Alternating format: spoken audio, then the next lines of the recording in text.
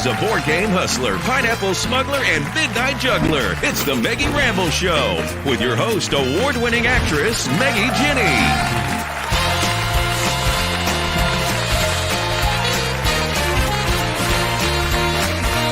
Sit back, relax, and be a part of the conversation as Meggie rambles with your favorite Christian actors, filmmakers, and entertainers.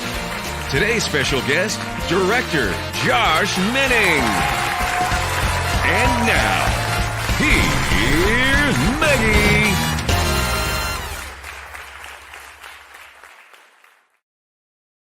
Hello, and welcome to Meggie Rambles with Other People. I'm your host, Meggie Jenny.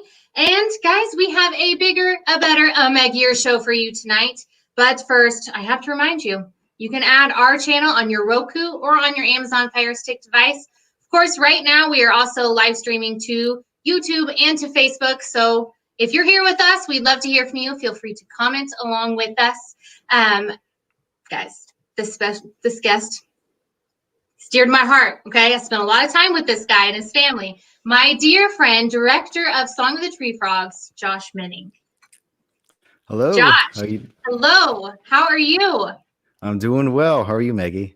I'm good. I feel like you're in like a wedding venue because of all of the cool lights and stuff behind you. Yeah. This is the shrine to Danielle and myself down here in the basement. There's a shrine. Shrine. Well, yeah, you got the photos. What are you going to do? You got to display them.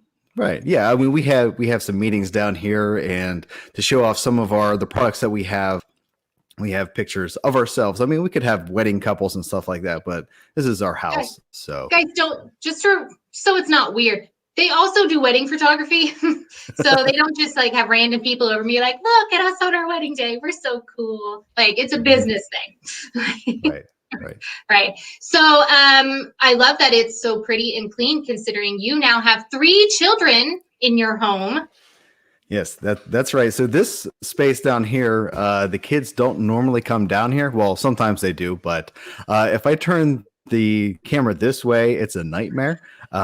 This is my video storage. I use it and just leave it where it is so I know where to find it. Yeah. So this is the clean view that you get. Yeah. Yes. But tell me about the new little one. Josh has a beautiful family and a brand new baby girl. How are all of the siblings getting along? They're doing awesome. At first, a couple days transition with Tenley and Kenton. Tenley's the oldest. Kenton is the boy there. And then Blakely is the new baby girl. So she was born on New Year's Day. At 6:55 in the morning. She was a big baby. She was 9 pounds and 10 ounces. Wow. So she, all the kids are getting along really, really, really good. Tenley and Kenton love having the baby. They're always trying to give her kisses. They want to always change her diaper and just, and out of everybody, Blakely smiles at Kenton the most. She just, anytime he is by her, she just gives this really big smile. That's so sweet. I mean, realistically, like, are they able to change diapers? I mean, they're not that old. Not really. They need some guidance, though. Yeah. Sometimes they go on backwards or on their head. Yeah. It's fine. And I think they got a little frightened the other day whenever I was changing, and Blakely decided to, kind of fire away. So yeah, I think they're a little shell shock, I guess. Yeah, they're like, nope, it's cool. We'll see her when she's wrapped up. That's a lot. But it's all right. It's just babies are a mess. Okay, they're gorgeous little humans that are just a mess. For sure, definitely. Yeah. So how is Danielle doing? She's doing really good. Yeah. Going through this labor and delivery, she did really awesome. Even the couple days afterwards, she's just doing really good. She's an awesome mom taking care of, little Blakely, and, I have a lot of time here and there with the other 2 kids, but also helping out, when I can. But yeah, she's doing really great. That's fantastic. So, you guys, obviously you're wedding photographers. So I'm assuming you're taking maybe a little hiatus off of that for right now, or how's that working? With the wedding photography, we are actually trying to be done with wedding photography in 2020. However, Yeah, so I wanted to transition to a little bit more video, a little bit more film, and she also has a full-time job that she started last January. Guys, So she's a yeah, lawyer. Okay. She's so yes, impressive. I want to be her when I grow up. She's she's a incredible. she's a prosecutor, so Yes. if you get arrested for something, you might Watch meet her. out. But But yeah, don't so get we arrested. yeah Just yeah stop yeah it. just don't Just do that. don't do it. Right. She's really But nice, but probably not as a prosecutor. well, she's nice. She's for Yeah. sure. But yeah, so we wanted 2020 to be our final year, I guess, of weddings. But we Hmm. had rescheduling due Yeah. to COVID. Yeah. So 5-6 weddings are rescheduled for this year. But I mean, of course, we'll still shoot a wedding. We just kind of adjusted our price point a Yeah. little bit, so it's So definitely less well people worth will it. want you to shoot it. Yeah, Like, basically everybody that has inquired from us or about mhm. our photography hasn't really gotten Yeah. back to us yet. Yeah. Which is okay because it Mhm. makes the way for new film work, which I was like, dude. Okay. So for those of you who don't know, Josh and I met on the set of Song of the Tree Frogs. He was super nice and let me be in his movie. But the guy is so good at what he does, and he's so calm. And I'm sorry, I'm sure it's always awkward when someone talks about you like you're not in the room, but just it's fine. Like he's so incredibly organized, and he's just so darn good. So I was like, Josh, I'm sure you love the wedding photography, but I'm just telling you, there's gonna come a time here soon where that's over. And it's all movies all the time because you're just so darn good at it. Thank you. Yeah, in Thank you. 2021, guys, I spoke it into existence There you for go. you. It's going to happen now. It's going to happen. It's gonna happen. It's gonna happen. Yes, I love it, love it, love it. Yeah. So, what else can we look? I mean, we're gonna talk Song of Tree Frogs, and we're gonna get Sure. into that a little bit more in just a little bit. But what else have you got brewing and coming on that we can talk about? Sure. Yeah. So the one that we've been working on for a little bit is called "The Way of the Quiet Warrior." It's based off a book from international bestselling author Tom Dutta, and he lives in Canada actually. And so we're taking some of the events that happened in the book that are based on true events that happened in his life.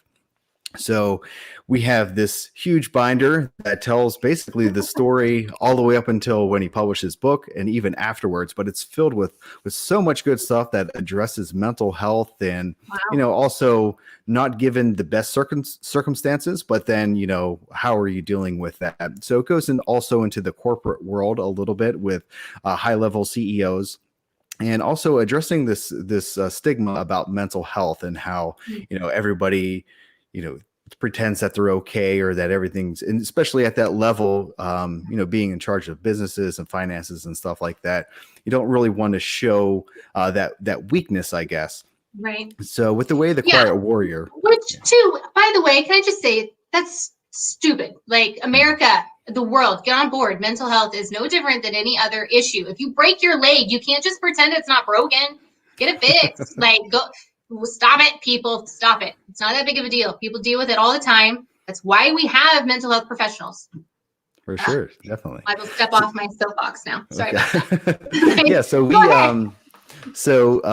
John Smith, or J.W. Kitson, he has compiled this screenplay that kind of encapsulates this story from his upbringing all the way to his business career to now where he is today. So we're adding a little bit of dark humor to this to Nice. give a little different spin to kind of match a little bit more of Tom's personality. But we're super pumped to that. We want to shoot this up in Canada because it makes sense with the story and the backdrops, and it's beautiful up there. So of course, why not shoot up in Yeah, Canada? absolutely. Yeah. So That's incredible. we're attaching a lot of great people to this project. So we're just, on the early stages, and this thing is just going to get kicked into gear here pretty quick. And it's going to be amazing whenever we get fantastic. to filming. It sounds like, though, it's covering a vast range of time. Are you going to pass that time in the movie, or are you going to kind of nutshell it a tad? Yes, it definitely goes through this window from whenever he's around 7 years old, all the way up until I don't know how old you are, Tom, if you're watching, but so late 40s, early 50s, hopefully. That age, something like that. So it does definitely cover that time span. But the way that John wrote the screenplay, there's some really cool ways that we're kind of going back and forth from the present to these flashbacks and how they're all kind of interconnected with what's going on in the present and how it leads back to some of these flashbacks. So, but it all comes together towards the end, which makes a really, really incredible story. That's exciting. I'm super excited for that. Guys, I don't know if you know this too. Song of the Tree Frogs was based on a book. This movie is based on a book. So, Josh, you're kind of making a pocket of yourself of you're the based on a book guy. But like you do it so well. So I get it. Does it seem difficult to take on a story that was a book and turn it into a movie? Well, with Song of the Tree Frogs, thankfully, John, being that he was the author, he put it into a screenplay. So from that, I, went through and just made sure that things were making sense on screen. Rather than just being in a book. So with the Way of the Quiet Warrior, same thing. I went down, and before we got to the screenplay, I did this big outline to see how we're going to go through the story from his early childhood all the way to where we are now, and just how are we going to come along in this story without it dragging in places, or and how do we cover that amount of time in a 90-minute film. Right. But yeah, and actually in 2 weeks, I'm actually filming a book trailer for another guy who just is going to be publishing a book. So, guys, and then in a few years, we're gonna have Josh back on, and he's gonna be talking about this book that's probably become a movie. Like he's just so good at it, and it's not like it's a new concept. People do it all the time, but you don't see it very often in the Christian film industry. You really don't. So it's a really cool little pocket that you found yourself in. Not that I'm sure you just want to stick to that, but I'm just saying it's cool. It's cool. I've also written some screenplays. So if you've seen Beast of Our Fathers, I wrote that. That one, just not one for your children. I'm just gonna say that. It's not a faith film, but it was a good one. I did watch it, and I jumped to several times. So. Yeah. So The Way of the Quiet Warrior, that's the one that we've been working on pretty heavily here. And then another film, we were actually going to do a short film called Love One Another, the same time that we're going to have the in-person premiere of Song of the Tree Frogs. However, with COVID and the way that everything was shutting down, we decided to postpone that. So in the meantime, we're actually making it into a full feature. Awesome. So that's going to be another incredible story that it addresses a little bit of racism within the church. So I think it'll be something that connects with a lot of people that might not register as they're going through their daily lives, but when they watch this film, they might have some second thoughts on some of the beliefs that they have, and also maybe perhaps some of the ways that they were raised, and maybe addressing, what it's like to actually love your neighbor and be a Christian. So that one, not really sure when we're going to film that one. We would love to do it late spring, early summer this year. Still figuring out a couple things with that. And then another project that just, is very, very new within a. So is this like the big announcement? Like this is the first time you've talked about it? Guys, yes. So other than I'm just saying. Yeah. So Meggie had the scoop. So we haven't announced this or anything. This is basically a week ago. I talked to the writer of the screenplay, which his name is Jay Smith, no relation to John Smith. They also both live in East Liverpool. That's crazy. So the writer is Jay Smith, and the screenplay is called The Life Book, which addresses this lady who decides to be a foster parent.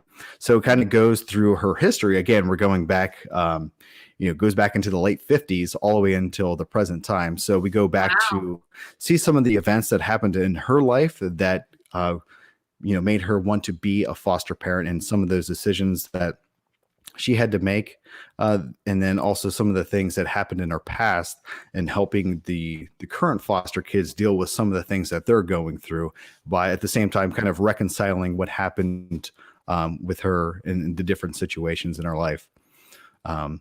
So it's an incredible story. I would say probably one of the best screenplays that I've read.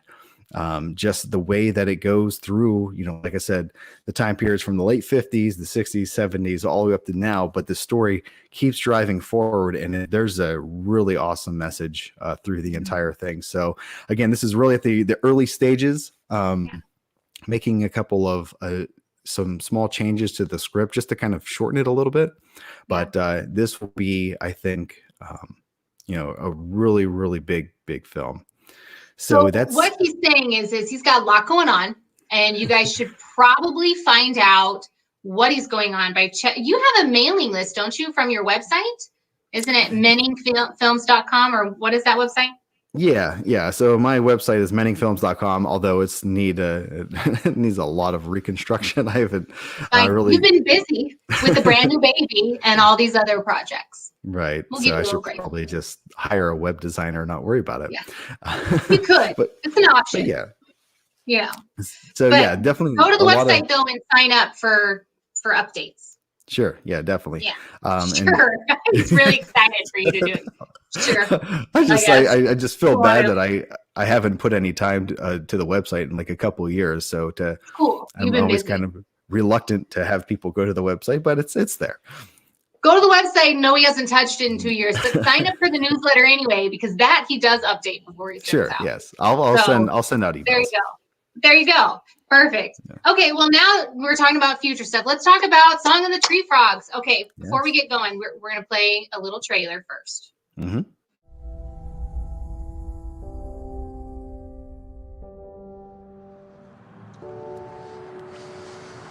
God is the God of all comfort, and he gives us peace that passes all understanding. And I believe that he works all things together for our good. He forgives all of the wrongs we've done thanks to the cross. But I also believe that if God can forgive all of the unforgivable in us,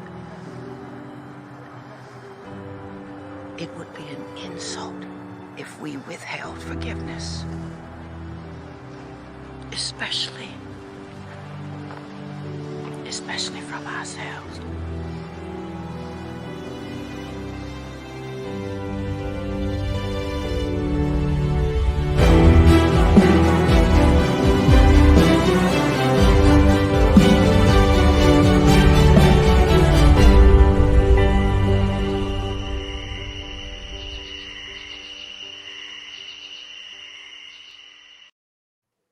Oh my goodness. First of all, it's coming 2021.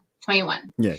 But still, it's here now. It is available on Prime, iTunes, and Google Play. And then in March, it goes to PureFlix exclusively, correct? That's correct, yes. Awesome. Okay, so before we get started, I have to ask, when you read the book, what made you want to make it a movie? So just, first, and this is going back to the first interaction with Song of the Tree Frogs, where we actually did a book trailer for it. So I watched the trailer. It is not as good as that trailer. Yeah. So, again, we're trying to sell copies of the book, and that was definitely some years ago. But so I went through and read the book, and I was just like, wow, this is a really incredible story of, again, kids that weren't in the best circumstance. And, I just love the message of forgiveness throughout, and the story of redemption and forgiveness, and just how these boys go through what they did, but now, as they've gotten older, have been able to get away from that situation. But however, still struggling with some of the things that have happened in their lives, and just it really all comes to full circle whenever the main character, Philip, realizes about, the hardest person to forgive is yourself. And I mean, there's so many times in, my life, and I'm sure everybody's lives, that, that we're usually the hardest on ourselves. And especially when it comes to forgiving yourself for, not stepping in when you should have, some of the things that you should have done. Maybe you did a little bit later after all of the wreckage has happened, but that's so after reading the book, I was just really drawn to that because, like I said, everybody I think is the hardest on themselves.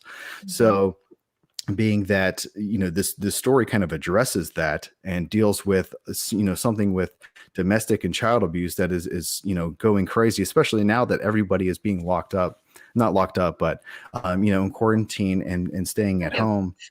It's just, yeah, it's just, especially right now, I think it's so important that something like this, that there's a platform that we can speak out to domestic abuse and to have an outlet for people who might be going through this, that there is help out there, and it doesn't matter, the situation that you're going through. If you do reach out for help, there's definitely somebody there. So whenever I saw that message there in the book, and started, connecting with some of the actors that are in the film now, I just thought, what a powerful way that we can really promote this message. Yeah. And speaking of actors, so when all of that started, was there anyone on your list that you're like, man, I'd really love to have this person in it, and did it work out? So yes to all the above. I'm going to say except for one person, but I won't mention any names to that person. But yeah, who you are. Yeah, maybe you don't. I don't know. No, it's because there's other projects and probably other films that we're being a part of. Yeah. So definitely. As I met Shannon Fields at the International Christian Film Festival in 2019. And we sat at the same table at the VIP dinner.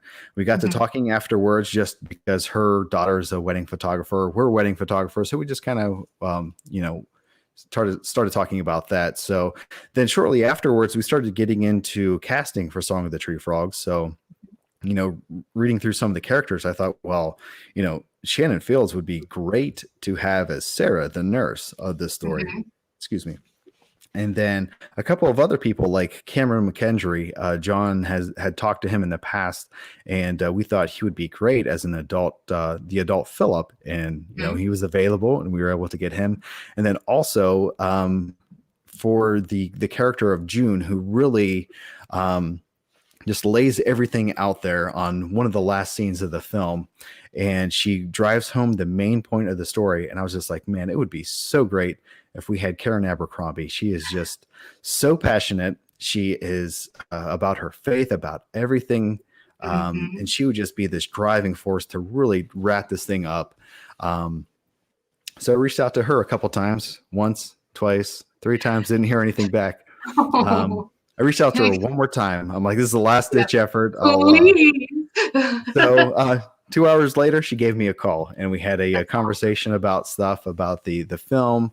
We talked about discarded things at the time that they were finishing up, and just even some projects that are kind of down the way. And this is also relating back to some of the upcoming projects. So I've been talking to her on another film called Christmas Angel. So we can talk about that later if not. But so again, going back to, after having that conversation, I was just, I just felt so enlightened just talking with her. And now, we have Shannon Fields, we have Cameron McKendry, we have Karen Abercrombie, and then this girl out of nowhere, Meggie, sends in this audition and knocks me onto the floor. I'm like, wow, this this girl is. Now it's awesome. My turn to be awkward. So, of course, adding Meggie to the cast was incredible, and Richard Cutting, and one guy who was his very first acting job was Matthew Ketchum, and he just knocked this. His role as Michael, the adult Michael, out of the park. He was just incredible, especially for his first acting gig. And then also Eric Schuett, who is basically the lead of the film. He's beyond talented. The dude's only like 16 years old, 16, 17 years old. No. I think he's 17 now. But yeah, he's so young. And I think he was going 16. To Juilliard at the time. He's in college now out in California. Yeah, The dude is just unreal. crazy talented. So, we were looking forward to the lead role, and John's just like, well, there's Eric Schuett. And I started looking at him. The dude has hundreds of thousands of followers on Instagram. And I started looking at some of his singing stuff and his some of his auditions. And I was just like, wow, this kid is unreal. Yeah, but don't forget Mark now. Yeah. So, oh my gosh, that kid was a little powerhouse. So Mark Henney, I worked with him on Beast of Our Fathers, a short little role of one of the younger characters. So I knew where his talent was. So with Song of the Tree Frogs, I think it was something a little bit serious for him, being 14 at the time. Yeah. But man, the one scene that we shot where he has a night terror. I was behind the camera and I was just blown away. I had, chills up and down my body, and I was just like, wow, I forgot for a second that we were actually filming a movie. I thought, this was actually happening. Oh yeah, do the things. Yeah. And so, yeah, he did, he was just phenomenal. So all the way from Mark all the way down the gambit, even some people that only had, a one little scene like Stacey Bradshaw, and even Mark Holmes carrying the load of Samuel and all that emotional weight is just, man, these people just, it was unreal. It was fantastic. And honestly, I could sit here and talk about it longer, but we just don't have time. We have to play games now, Josh. That's the rule. I made the rules, but we must follow them. Time to put your thinking hats on. It's game time with Meggie. No cheating now. Meggie Rambles is not responsible for any brain damage while overthinking. That's right. I'm not responsible for brain damage. You heard it here first. Like, come on. For real though, if you want to talk Song of the Tree Frogs with Josh, I'm sure, you just decide to have him on and interview him to your Facebook or something. I don't know. There you go. Maybe something. Just do it. Just do it. Anyway, moving on. We're gonna play a new game. It is Do You Know the Jingle? Josh, how is your jingle knowledge? We'll see. Okay, so I have two levels. Well, I have the easy level and then I have the hard level. Which do you feel you're more equipped for? Let's go to the hard level. Let's do it. Oh, okay. So easy level, I sing them for you. Oh, okay. Hard level, I just say them, and you have to figure it out. Are you ready? All right. That's right. We'll start easy. Mm-hmm. I'm loving it. McDonald's. Give me a break. Kit Kat. Ooh, $5 foot long. Subway. You're so good. You thought, okay. Like a good neighbor. State Farm is there. They're magically delicious. Lucky Charms. I'm a big kid now. Pull-ups. Oh. No. Are you sure you have 3 kids at home? Because Huggies. I'm a big kid now. Which, yes, they have pull-ups, okay, but that's not a brand. That's like a product. Okay. It's like saying hamburger for McDonald's. Come on now. Sure. I don't even know if you could say that for McDonald's. The best part of waking up, you should get this. Folgers, yeah. Come on. It's just gross anyways. Well, it's just, I know. I made him coffee once and he's like, ugh, what is this? Folgers. Anyway, the fabric of our lives. Cotton. Ooh, you're so good. Double the pleasure, double the fun. Double McGum. Yeah. Do a dollop. Of Daisy. I used to work at a grocery store, by the way. Fun. Yes. Okay. And this last one, if you don't get it, then you are fired from life. I don't want to grow up. Toys R Us. Yes. Yes. Long-lived Toys R Us. Josh, you nailed every single one. I can't believe I didn't. I mean, they were hard, but like when you're out of context, good job. I'm good. Mildly impressed. Like I said, I used to work at a grocery store, so that makes a lot of things. That makes a lot of sense. Mm-hmm. And I watched a lot of TV. Yeah, well, it's research when you're in the business. That's what I always tell my husband. So definitely, he still makes fun of me. But well, I said I used to watch a lot of TV. I don't know. Yeah, not anymore. Because it's tiny humans and the working. Makes sense. Makes sense. Yeah. All right. Well, guys, that's our show for today. Josh, thanks so much for joining me and talking about Song of the Tree Frogs and your million other things. Make sure that you watch Song of the Tree Frogs on Prime and iTunes and Google until March. And then, guys, it's PureFlix. It's all PureFlix all the time.